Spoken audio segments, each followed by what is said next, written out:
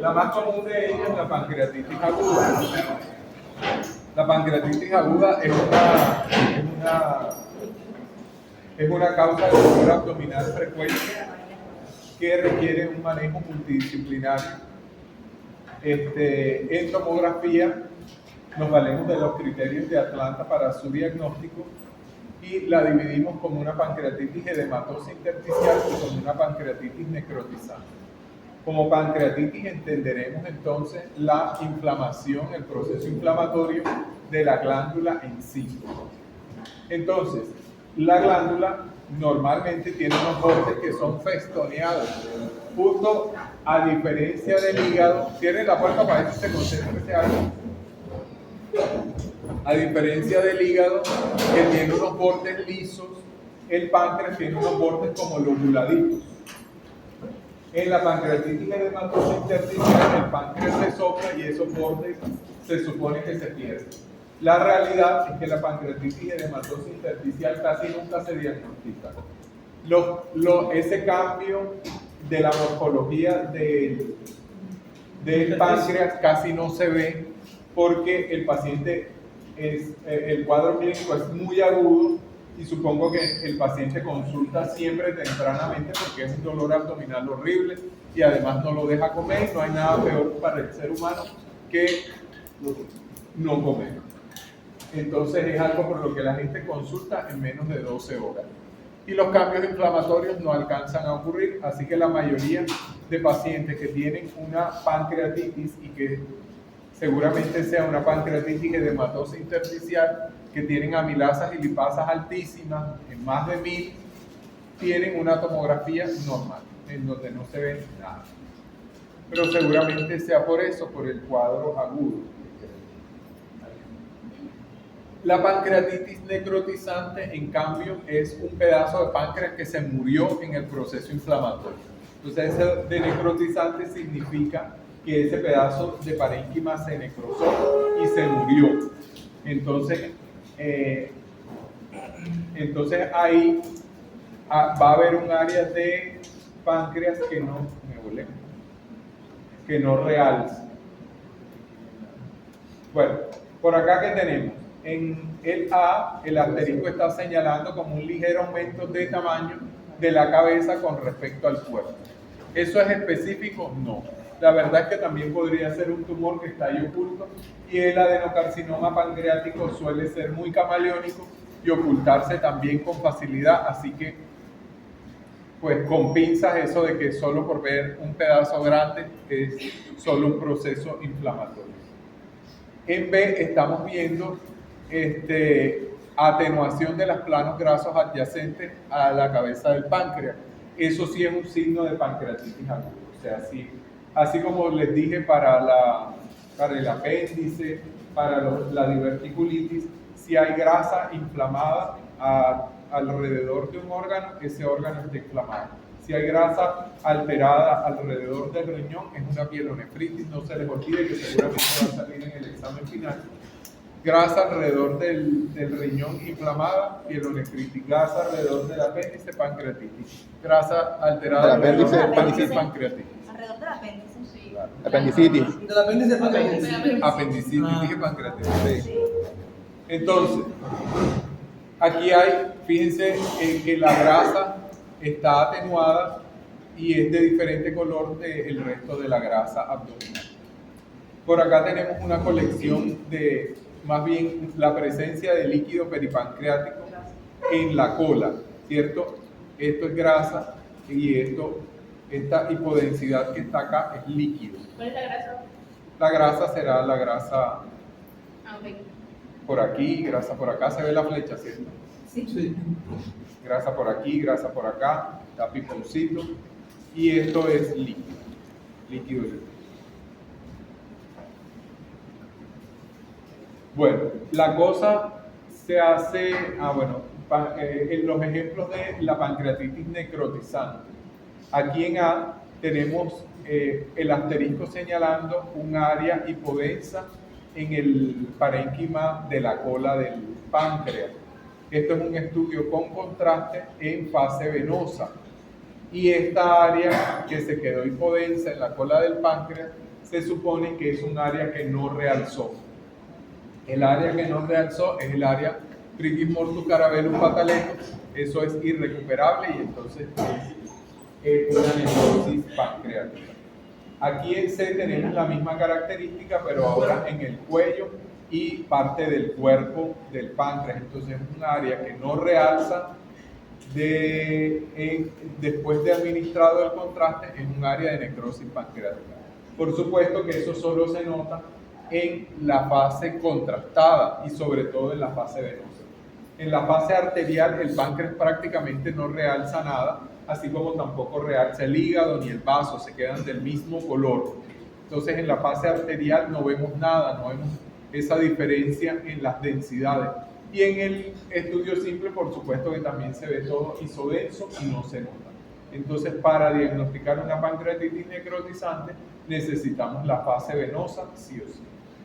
Y aquí en B también se ve lo mismo, un área que no realza, pareciera que corresponde al cuerpo pancreático, pero cuando hacen esta reconstrucción que está arriba, que es una reconstrucción digamos, para mostrar, es un coronal, pero está reconstruido para mostrar el páncreas completo. Uno ve que todo el parénquima del páncreas se ve normal. Incluso en este paciente que tiene una pancreatitis horrible, los bordes del páncreas son los normales, son lobulados, parece como un peine. Y es la grasa alrededor del páncreas la que está alterada y se ve hipodensa. Ahora vamos a hablar acerca de la grasa. Y allí es cuando la puerca tuerce el rabo. Según los mismos criterios de Atlanta, el proceso inflamatorio del páncreas también está referido a la grasa peripancreática.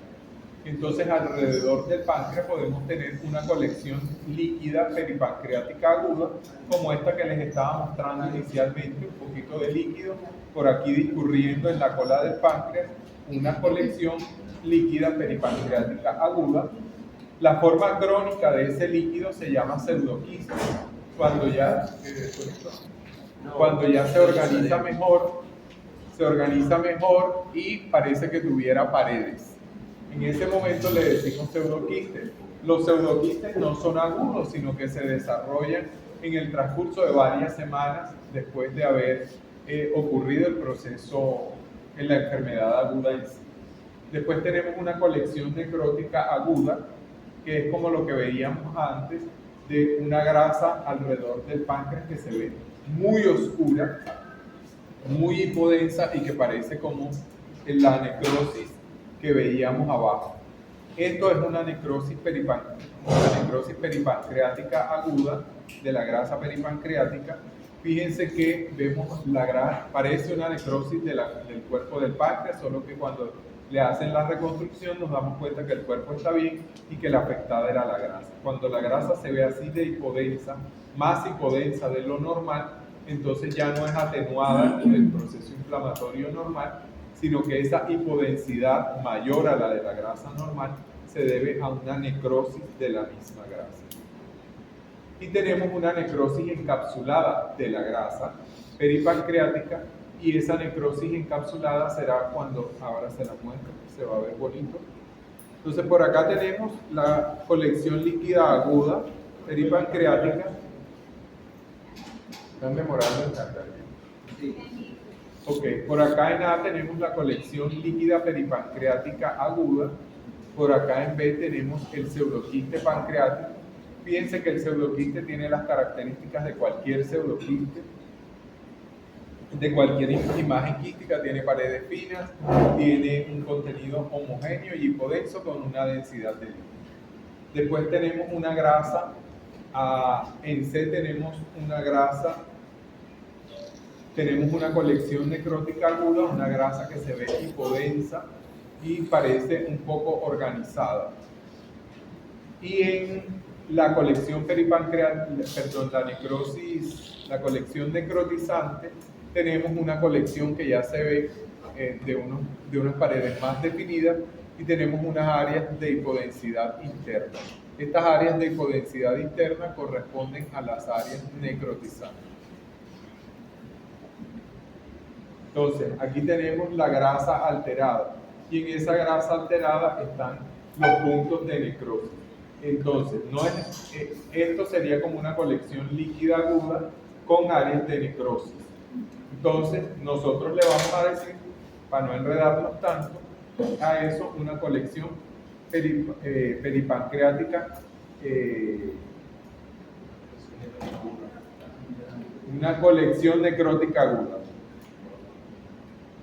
Una colección necrótica aguda. Bien. La necrosis encapsulada cuando ya genera su cápsula. Aquí tenemos un lindo caso. Esto es un paciente que hace un proceso inflamatorio agudo del páncreas con una pancreatitis. ¿De qué tipo?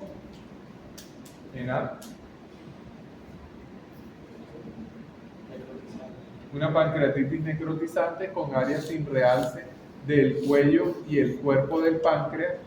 Después hace una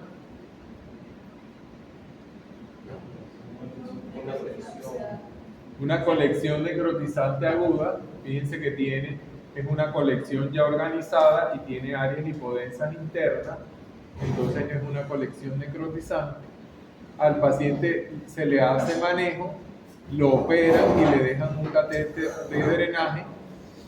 La pancreatitis resuelve, el man se queda vivo pero mocho y ya no tiene un pedazo de cuerpo de páncreas, tiene la cabeza y parte de la cola, y con tan mala suerte que 4 meses después de la cirugía genera un pseudoquiste pancreático en el área faltante anatómicamente del páncreas.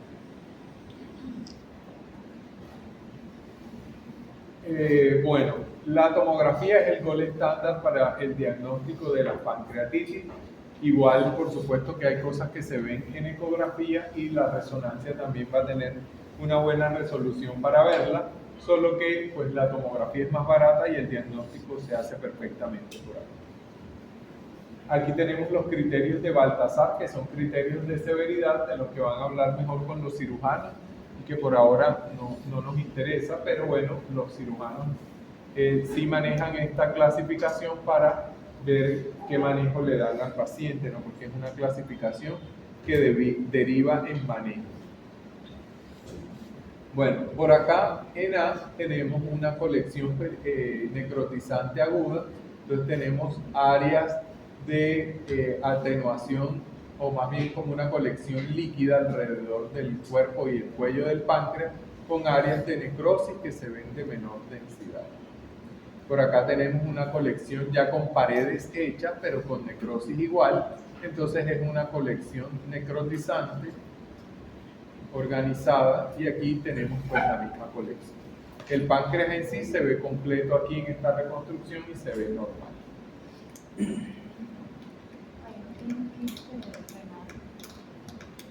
Esto es este sí. Es un quistecito del riñón derecho.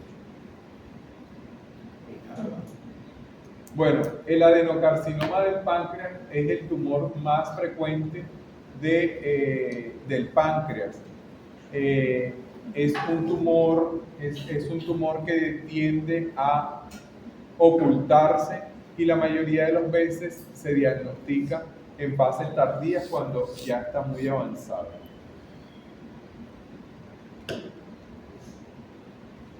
Es un tumor hipovascular que se ve hipodenso en todas las fases del estudio de tomografía, pero puede verse isodenso en las fases sin contraste. Sobre todo van a ser más isodensos los tumores que son de pequeño tamaño.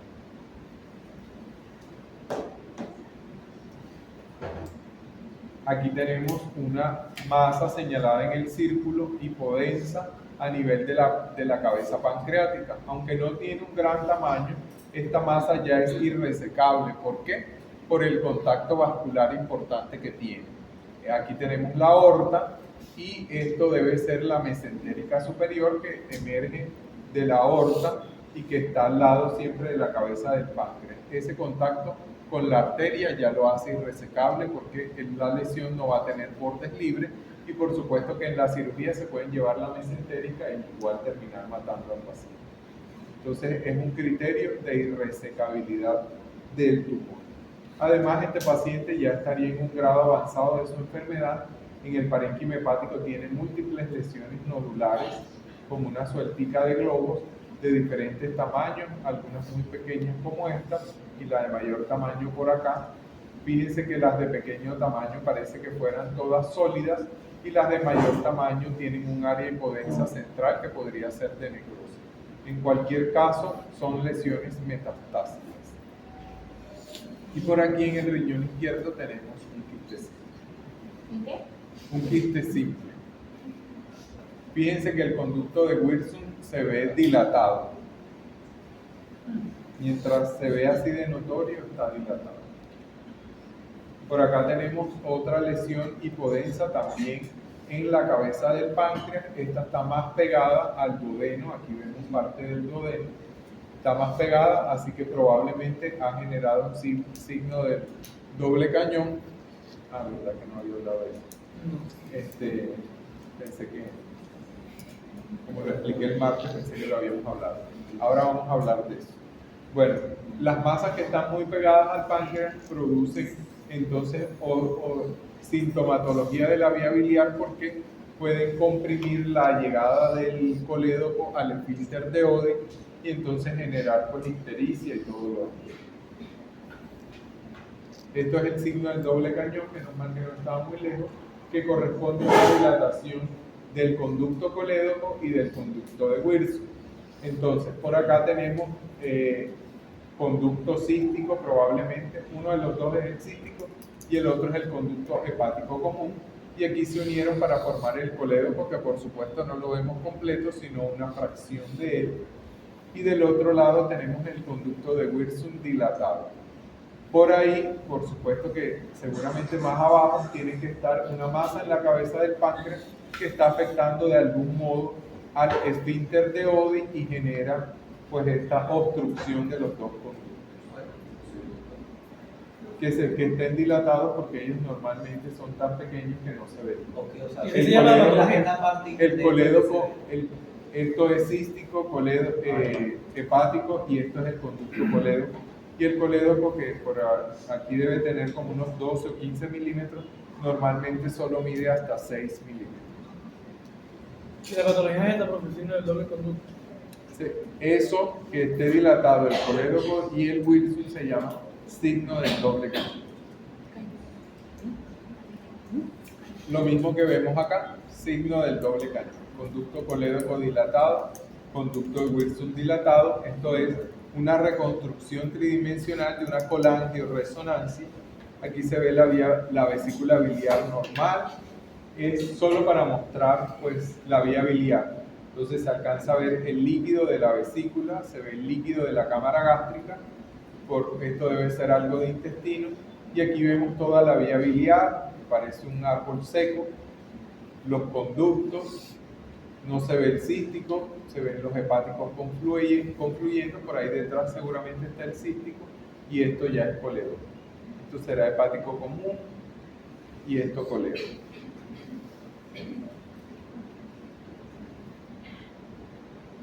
Por acá tenemos también una cabeza pancreática que se ve aumentado de volumen y que tiene esta área hipodensa que probablemente corresponde a un tumor. Habría que, los tumores, bueno, pueden ser isodensos muchas veces y ser más difícil de diferenciar cuando la atenuación no cae tanto como uno esperaba.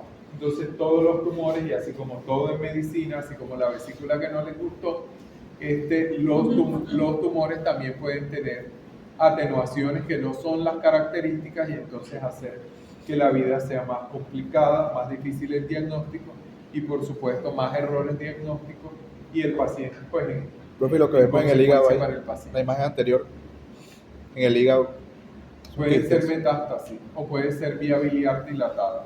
Habría que ver esta hipodensa.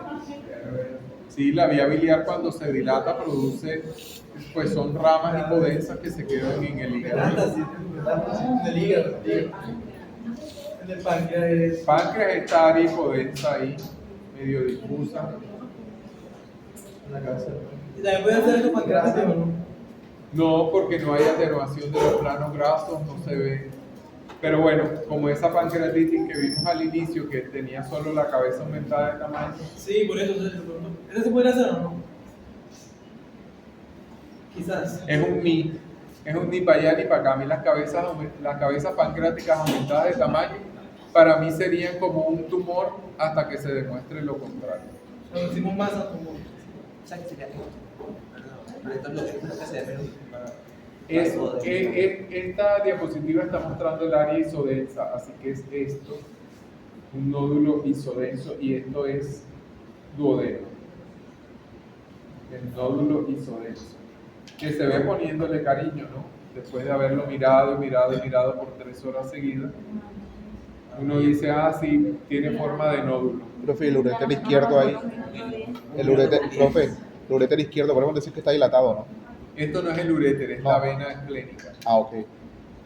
El uréter se vería hipodenso, solo se ve hipertenso en la fase tardía. Y en la fase tardía los riñones se verían hipodensos porque ya perdieron el contrato.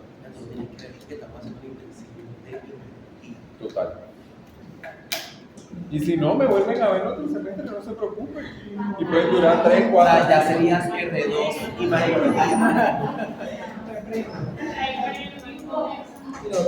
No, yo les digo, a los que se quejan mucho, no se preocupen. Siguen aprendiendo el otro semestre.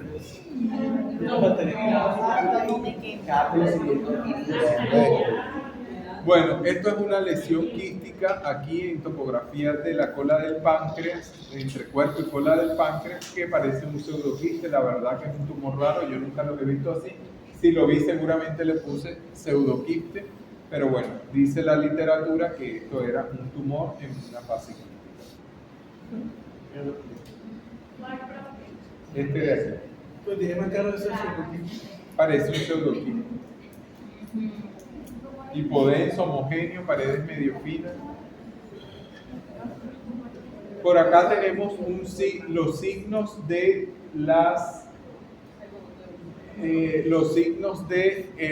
los tumores de la cabeza del páncreas. ¿Cuáles son?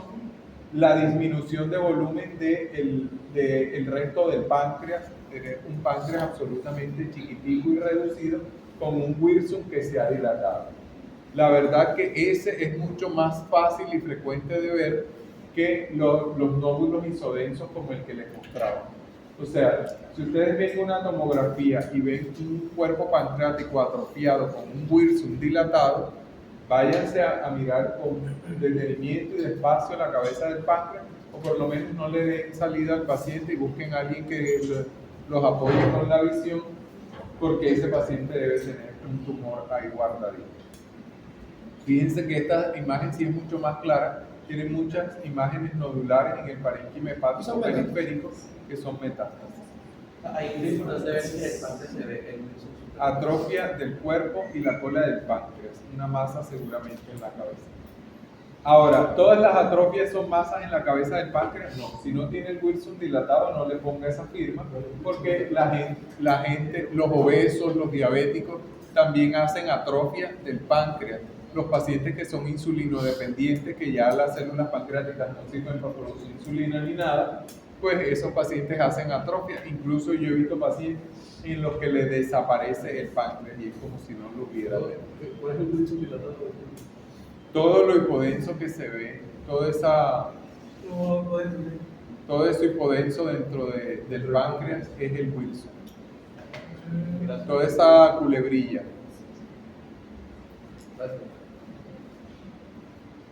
Bueno, acá dice tumor difícil de diferenciar de un proceso inflamatorio, con toda la razón. A eso le hubiéramos puesto que es una colección necrótica aguda, y si nos dice que el paciente está asintomático, está en la casa y no tiene nada, pues ahí es donde podemos pensar que podría ser otra cosa, pero la verdad es que tiene toda la pinta de un proceso inflamatorio y no de una lesión tumoral. Sí, abajo no puede ser como pelito neutral.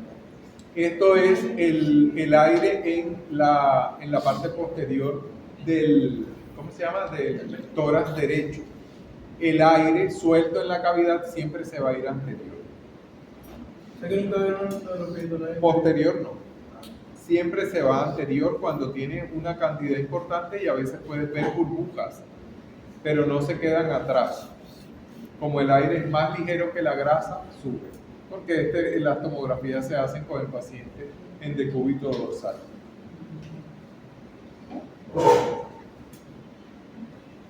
Bueno, por acá tenemos, fíjense, un paciente con una atrofia del cuerpo del páncreas, cuerpo y cola del páncreas, solo le quedan unas celulitas en la cabeza y todo lo demás del páncreas ha desaparecido.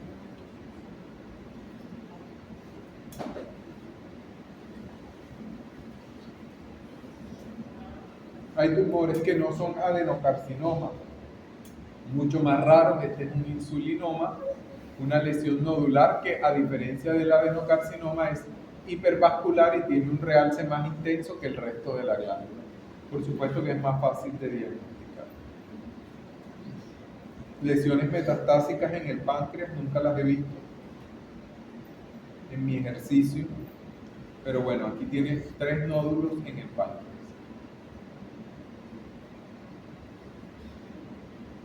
Por acá tenemos una lesión multilobulada, gigante y heterogénea en la cabeza del páncreas, también corresponde a un tumor, en este caso neuroendocrino. No se vayan, no se levanten.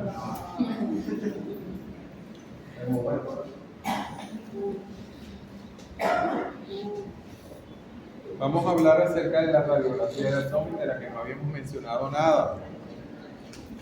Habíamos hablado de la radiografía. Bueno, los rayos X son un estudio que se utiliza en urgencia. La verdad es que ustedes como médicos generales lo van a mandar mucho más de lo que van a poder mandar una tomografía, porque seguro el jefe de urgencia les va a decir, las tomografías las mandan los especialistas. Entonces ustedes van a tener que valerse más de recursos, ¿no? El paciente con un trauma abdominal en que ustedes sospechen perforación de víscera hueca, en lo que sospechen hemoperitoneo, ustedes le van a hacer una radiografía y eso va a ser lo que puedan utilizar. La radiografía entonces se hace también con el paciente de decúbito dorsal. Ahí está el rayo de frente, el paciente acostadito, también se puede hacer de pie y hay una variación que es hacerlo en decúbito lateral con rayo horizontal. Entonces el paciente acostado de medio lado y el rayo de frente a la cavidad abdominal, que permite el decúbito lateral, que ustedes vean niveles hidroaéreos que se les perdieron en el paciente de pie. Entonces,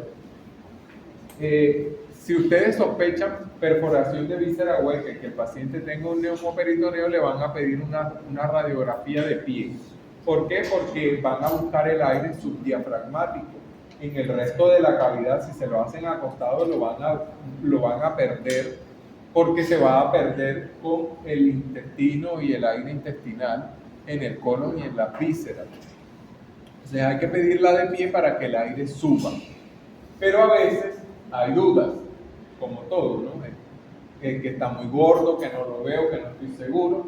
Entonces tienen esta herramienta del decúbito lateral con rayo horizontal para ver, y entonces el aire se supone que se va a ir a la parte superior.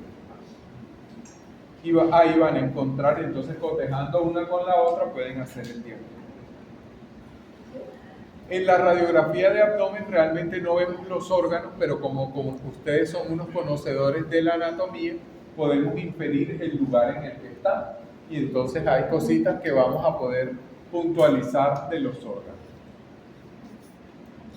Por acá entonces, en esta radiografía que se ve mejor que la anterior, tenemos el borde del hígado. ¿Cierto? El borde del hígado tiene que estar solo hasta a menos de 2 dedos por debajo del reborde costal. Aquí ven la 12ª costilla y el reborde del hígado prácticamente ahí mismo. En el paciente anterior, ese mismo hígado le llega a la cresta ilíaca y el reborde de la costilla queda mucho más arriba. Entonces aquí tiene su hepatomegalia polatada, tiene un poco de dedos por debajo del reborde costal. Lo normal es encontrar el reborde más cerca el borde del hígado más cerca del reborde costal. Entonces por acá, y se supone que todo esto es hígado, ¿no? Todo esto es hígado. Acá tenemos la cámara gástrica, me parece que ahí la señal.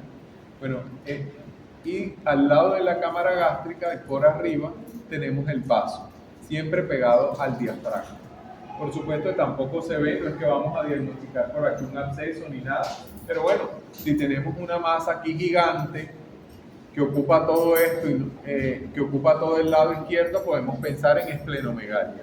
Y no es loco pensarlo, es común la esplenomegalia, y del otro lado, pues hepatomegalia. Entonces son cosas que podemos inferir con la radiografía.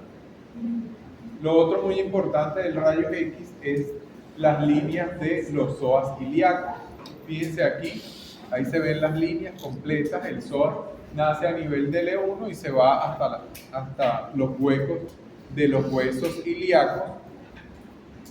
Ahí están las líneas a su alrededor. ¿Cuándo perdemos las líneas? Cuando hay ascitis. Esas líneas no se ven.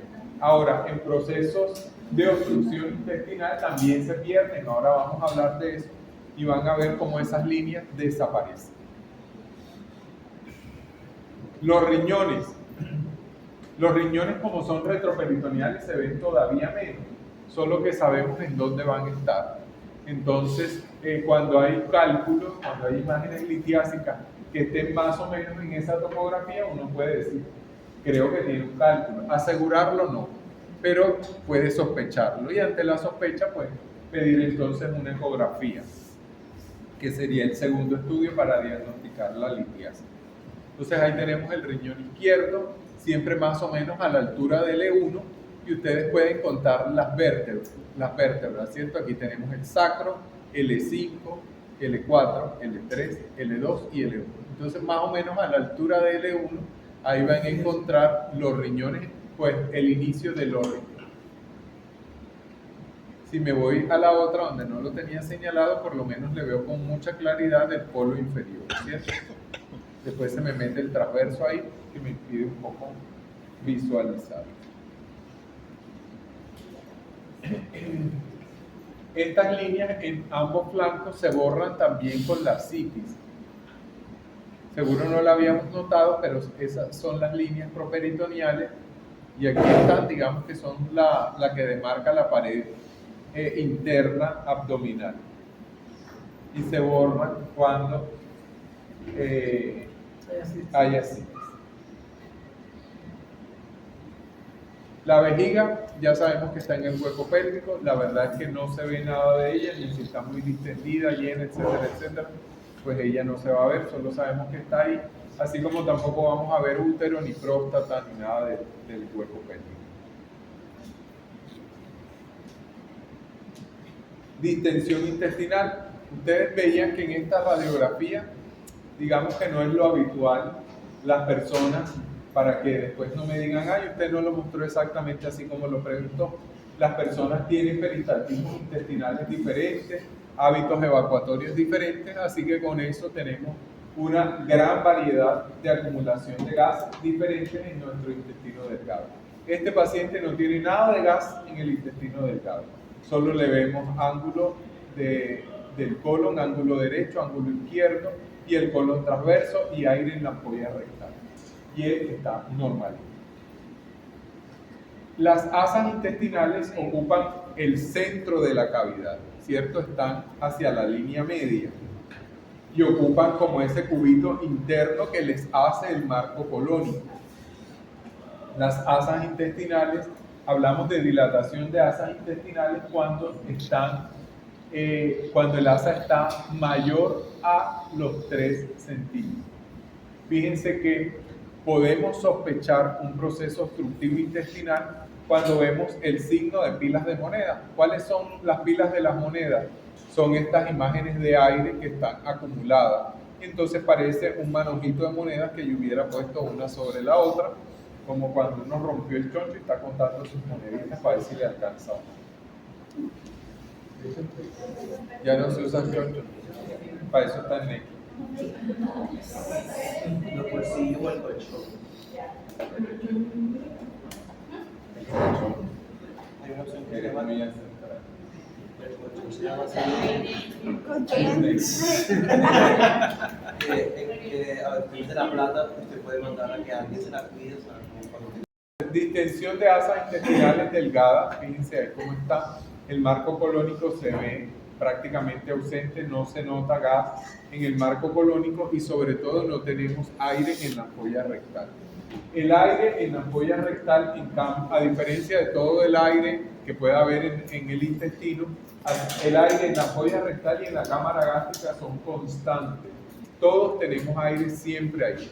Siempre, entonces siempre, el aire de la cámara gástrica porque hablamos y tragamos aire, y el de la ampolla rectal porque siempre está buscando vía para salir. Entonces, la ampolla rectal siempre tiene aire. No ver aire en la ampolla rectal, sobre todo con un paciente con dilatación del intestino, ya sea delgado o grueso, es un signo de obstrucción intestinal real y entonces es una derivación al cirujano. Es ya o coger el teléfono o poner en la historia clínica valoración por cirugía general, porque es un paciente que se puede perforar, corre riesgo su vida y no es algo para tener en mente. Entonces, signo de pilas de moneda, obstrucción de intestino delgado y ausencia de aire en la ampolla rectal, obstrucción de intestino delgado.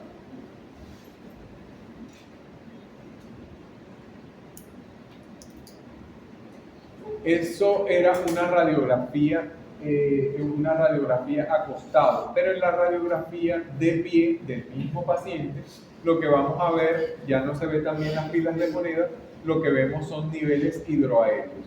Entonces fíjense que aquí esto parece cortado por el cuchillo, parece que una línea muy fina y delgada que está separando el nivel del aire con el nivel del líquido que tiene esa asa por debajo. Y por supuesto hay ausencia de aire en la ampolla rectal, entonces tenemos una obstrucción intestinal caminando, pobrecito paciente que termina en cirugía. Las obstrucciones del intestino grueso pues son otra cosa. La dilatación del marco colónico tiene que ser mayor. El ciego, fíjense que debe medir más de 9 centímetros, ustedes saben que es la parte más ancha del colon, y el resto del marco colónico más de 6 centímetros. Ahí dice cambios de calibre, no son fáciles de ver en radiografía, de pronto sí en tomografía, pero por acá no. Bueno, habla de la incontinencia de la válvula iliocecal. La incontinencia de la válvula iliocecal es un problema para la obstrucción. Ahora les voy a mostrar un ejemplo de por qué. La principal causa de obstrucción del intestino grueso son los tumores. Y por supuesto entonces son más frecuentes en pacientes ancianos que en pacientes jóvenes. Y lo que genera es eso. Como el cáncer del tubo digestivo es un cáncer de la pared, lo que hace es estrechar la pared y la va estrechando en forma progresiva hasta que llega un momento en que lo sella y genera la dilatación.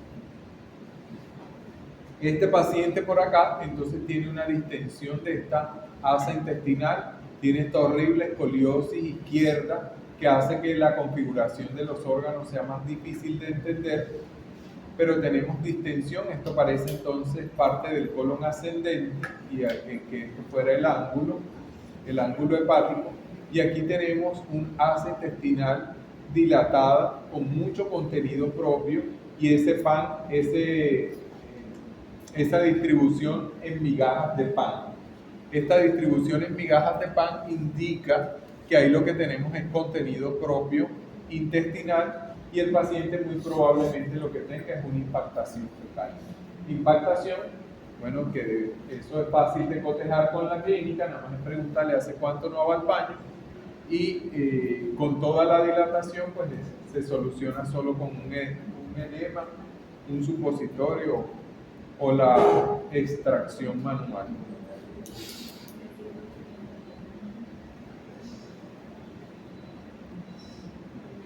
Esta se me quedó del intestino delgado.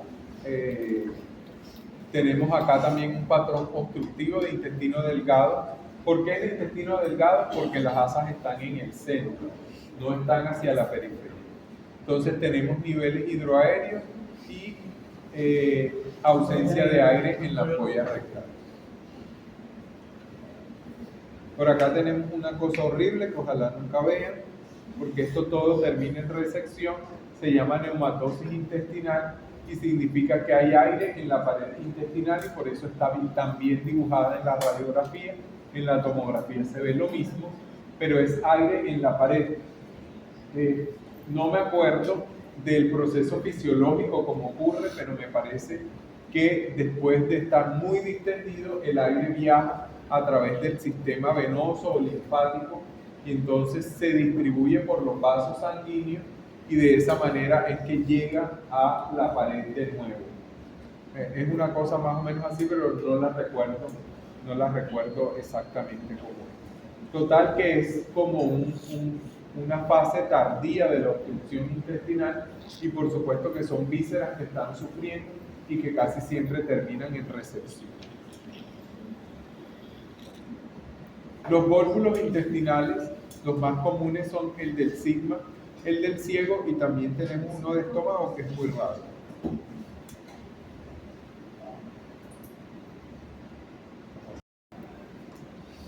El vólvulo del sigma que no le gustó a Stanley es una distensión del sigma.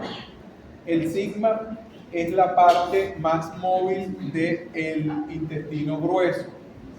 De pronto no nos gusta porque está en el centro. Y los sigmas son las variaciones, los que tienen más variaciones anatómicas. Como ahora tenemos que hablar de las variaciones anatómicas para que después no me digan que eso no lo mostré exactamente así en la clase, entonces los sigmas tienen muchas variaciones anatómicas, hay sigmas corticos y hay sigmas que dan la vuelta, que van y suben y llegan casi al colon transverso y vuelven y bajan. Entonces eso depende de la anatomía de cada paciente. Los papás hicieron así al pelado y ya no es culpa del profesor. Entonces por acá, ¿qué tenemos? Tenemos marco colónico dilatado. El marco colónico se nota con facilidad, ¿cierto?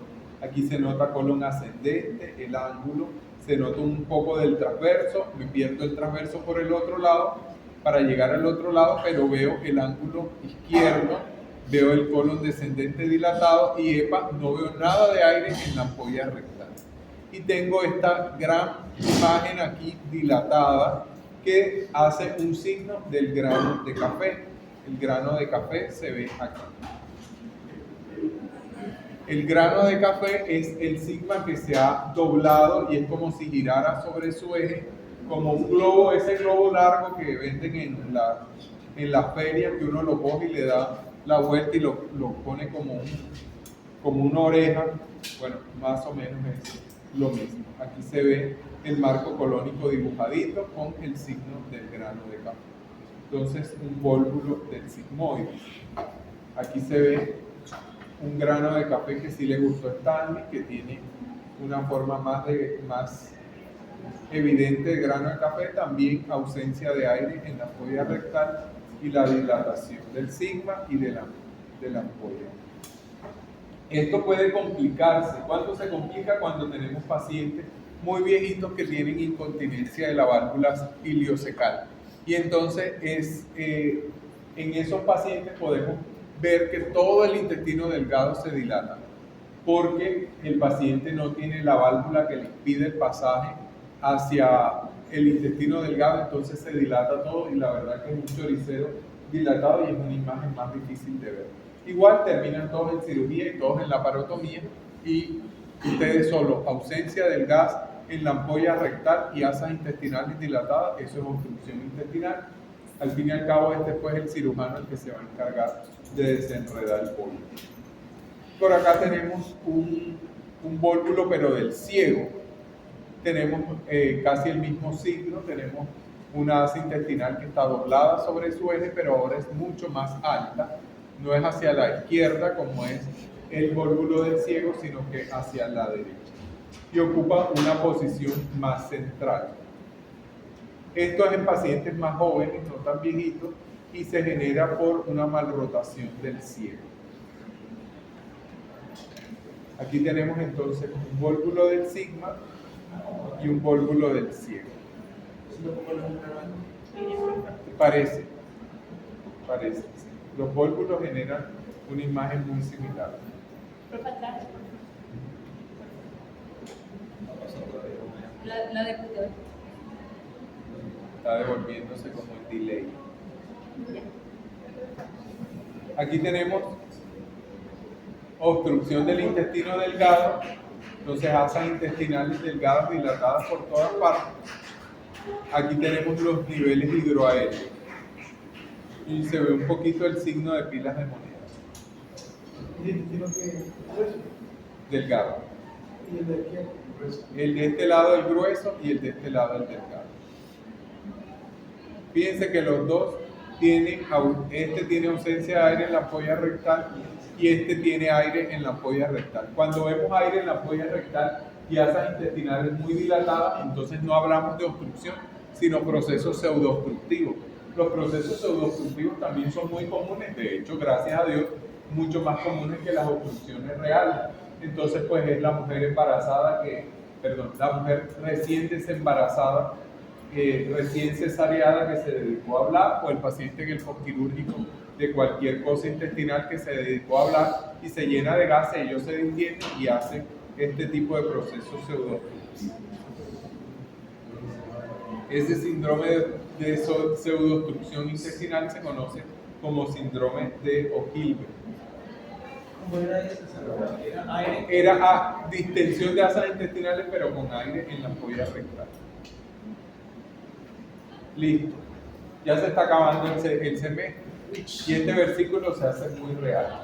Pero tengo por cierto que las aflicciones que he sufrido en el semestre de imagenología no son comparables con la gloria venidera que en nosotros ha de manifestarse cuando llegue pediatría, cirugía a preguntarnos de imágenes y ustedes estén listos.